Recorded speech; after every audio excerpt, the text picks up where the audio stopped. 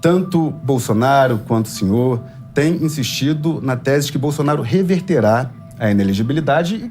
Primeiro de tudo, ele tem que relembrar o caso de Lula. 2 anos antes da eleição, estava preso e inelegível. O presidente, então presidente do TSE, ministro Edson Fachin, se reuniu com embaixadores. E é a atribuição constitucional do presidente Bolsonaro, do presidente da República, se reunir com embaixadores, não do ministro do TSE. Mas Fachin se reuniu e aconselhou que os embaixadores, assim que saísse o resultado da eleição do Brasil, fizessem os seus líderes de pronto reconhecer o resultado eleitoral. Como quem diz, não vamos dar chance para a contestação.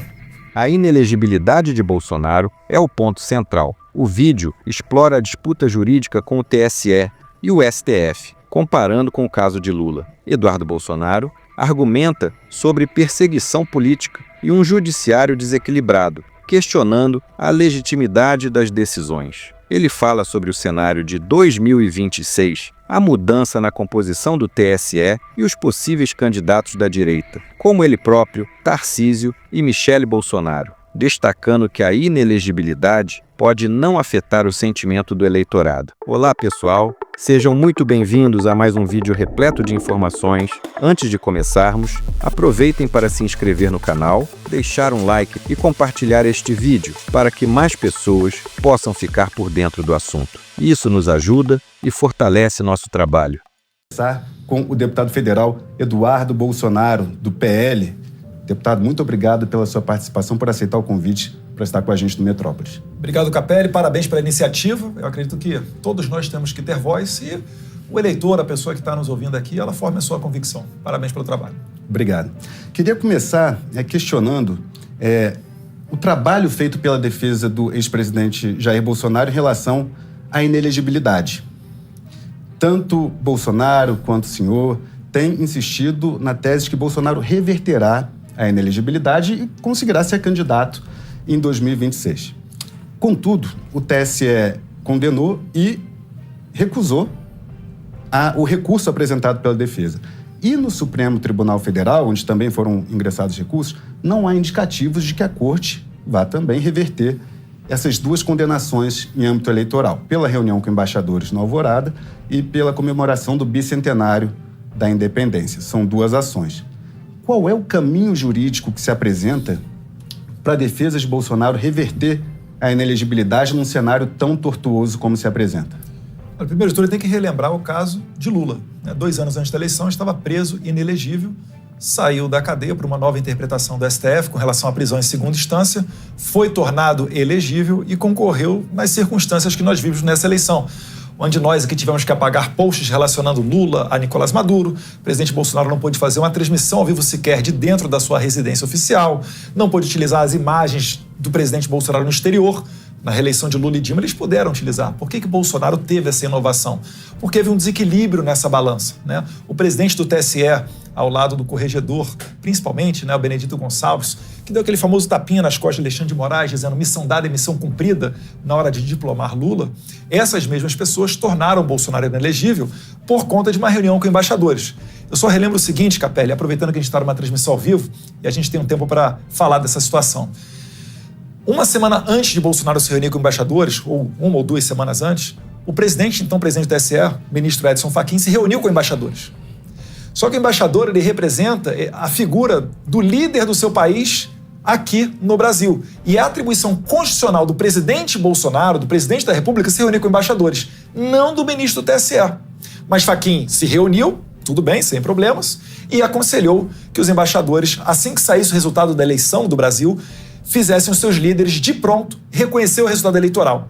Como quem diz, não vamos dar chance para a contestação.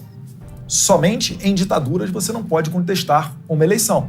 Se você for ver Cuba, Coreia do Norte, o ditador é reeleito lá com 100% dos votos, se não muito perto disso, Então este é o primeiro ponto.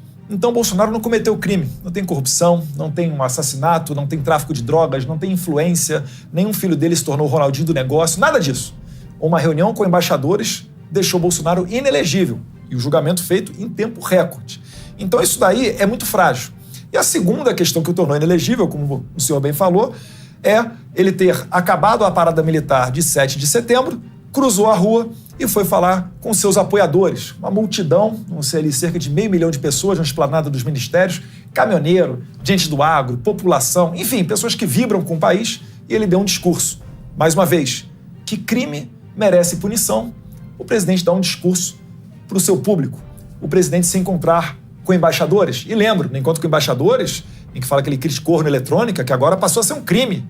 Bolsonaro chamou o ministro Edson Fachin para se reunir com os embaixadores também. Ele não foi porque ele não quis. Seria uma excelente oportunidade para ele mostrar, desmoralizar Bolsonaro e dizer que o sistema eletrônico brasileiro realmente é seguro. Mas eles não fazem isso por quê? Porque todos nós já vimos o inquérito número 1361, se não me engano, da Polícia Federal, que apurou uma invasão hacker na eleição de 2018. E aí está um outro diferencial. Em 2018, a revista Tecmundo falou com um hacker em anonimato e ele disse que invadiu os sistemas do TSE. A então ministra, presidente do TSE, Rosa Weber, mandou a Polícia Federal abrir um inquérito. E ele foi aberto. Por que em 2018 pode-se abrir um inquérito para investigar as eleições e quando o partido de Bolsonaro em 2022 pede uma abertura de investigação, também muito bem embasada, e é multado em 22 milhões? Por que em 2018 pode ter uma investigação e em 2022 não? Enfim. Agora, para essa questão das urnas eletrônicas, eu até ia abordar isso em outro momento, mas vou antecipar já que o senhor trouxe à tona. Ali em 2022, houve um trabalho feito pelo TSE, junto com o Exército, junto com as Forças Armadas, de auditoria nas urnas eletrônicas. Isso é até citado pelo general Stumpf, então o chefe do Estado-Maior, que lidava ali com as urnas. E segundo Stumpf ele... que está na Polpex agora, se não me engano. Exatamente. É esse mesmo, né? O general Stumpf, exatamente. E ele cita que teria havido essas reuniões e que o TSE teria atendido aos pleitos feitos pelo Exército de transparência às urnas eletrônicas. Depois desse aval dado pelo Exército, chegou a mudar essa interpretação sobre contestação das urnas? Olha, nós temos moral para pedir essa contestação porque nós fomos vitoriosos. O que a gente quer é uma transparência maior, um aperfeiçoamento do sistema eleitoral. Eu acredito que, em que pese o trabalho do Exército, que eu não tenho certeza se chegou à conclusão de que as urnas são auditáveis. Porque o TSE fala que são auditáveis, mas por conceito não é uma auditoria. É necessário de uma terceira parte conseguir fazer uma auditoria, e a auditoria em meio eletrônico ela seria muito mais eficiente com o voto impresso. O Stumpf, que era o chefe do Estado-Maior, afirma que sim, que houve essa auditoria. O Stumpf que está na Pompex. Perfeito. Eu vou discordar dele então, tá? Sim. Porque a pergunta que eu faço, por que o presidente do TSE, então o ministro Luiz Roberto Barroso, teve que conversar com 11 presidentes de partido e enterrar a lei do voto impresso? O que teme o TSE? A interferência do Poder Judiciário, que é quem julga deputados e senadores, de entrar no Congresso Nacional e se meter no processo legislativo. O processo legislativo é algo que cabe aos parlamentares eleitos, não a pessoas que não tiveram nenhum voto. Então, o ministro Luiz Roberto Barroso, ele nesse momento, prestou um desserviço à sociedade.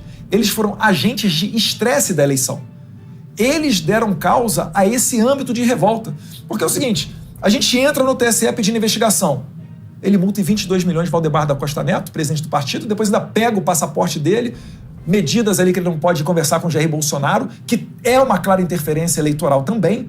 E quando o Poder Judiciário tem que ser inerte. O Poder Judiciário, eu sou formado em Direito, sou advogado, eu aprendi que é o poder inerte, que ele tem que esperar os outros demandarem e eles falam dentro dos autos. Só que tá uma loucura hoje, eles estão se metendo até em processo eleitoral. Eu entendo que haja ponderações em relação a mérito sobre a inelegibilidade. O senhor apresentou argumentos, a defesa apresentou argumentos ao Judiciário, ao TSE. Agora, como o senhor disse, houve uma mudança ali na questão do Lula, que mexeu bastante no processo, que foi a questão da Vaza Jato, quando se descobriram diálogos de procuradores com juízes e tal, e foi ali que Lula começou a reverter a condenação e a inelegibilidade dele. No caso... mas a decisão que reverteu a elegibilidade dele, a condenação dele, foi o Fachin entendendo que ele não deveria ser processado em Curitiba, mas sim em São Paulo ou Brasília. Sim, mas na questão macro, a Vaza Jato foi o que embasou uma anulação. Exatamente. Trouxe a atmosfera para que fosse propiciado isso. Exatamente. O que comprova que o STF é um tribunal muito mais político hoje em dia. Em relação aos processos de inelegibilidade... Tá vendo como é que dá para ter esperança com o Bolsonaro? Isso. Mas qual é o ponto que dá essa esperança de que haverá uma mudança no entendimento da Corte Eleitoral em relação ao Bolsonaro? Aí eu lhe pergunto uma coisa. Para 2026, está prevista uma mudança no Tribunal Superior Eleitoral, na composição. o ministro Cássio Nunes Marques assume a presidência, André Mendonça, também indicado por Bolsonaro, continua na corte, Carmen Lúcia deixa a presidência. Isso em meados ali de 2026. Vocês contam com essa mudança para reverter o cenário de inelegibilidade em 2026, muito perto da eleição?